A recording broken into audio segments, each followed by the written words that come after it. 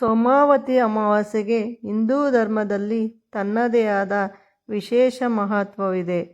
June 15, 2026 ಸೋಮವಾರದಂದು ಸೋಮಾವತಿ ಅಮಾವಾಸ್ಯೆಯನ್ನು ಆಚರಿಸಲಾಗುತ್ತದೆ.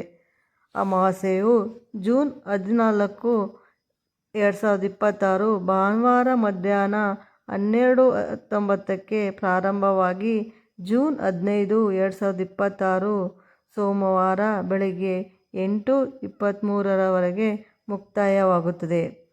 ಸೂರ್ಯೋದಯದ ಸಮಯದಲ್ಲಿ ಅಮಾವಾಸ್ಯೆ ಇರುವುದರಿಂದ ಜೂನ್ 15ರಂದು ಪೂರ್ಣ ಪ್ರಮಾಣದಲ್ಲಿ ಅಮಾವಾಸ್ಯೆಯನ್ನು ಆಚರಿಸಲಾಗುತ್ತದೆ.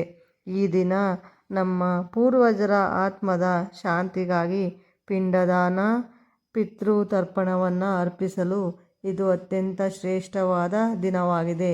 ಗಂಗಾ ನದಿ ಅಥವಾ ಯಾವುದೇ ಪವಿತ್ರ ನದಿಗಳಲ್ಲಿ ಅಥವಾ ಮನೆಯಲ್ಲೇ ಪವಿತ್ರ ತೀರ್ಥ ಬೆರೆಸಿ ಸ್ನಾನ ಮಾಡಿ ಬ್ರಾಹ್ಮಣರಿಗೆ ಅಥವಾ ನಿರ್ಗತಿಕರಿಗೆ ಅನ್ನ, ವಸ್ತ್ರ ಮತ್ತು ದಕ್ಷಿಣೆಯನ್ನು ನೀಡಬೇಕು.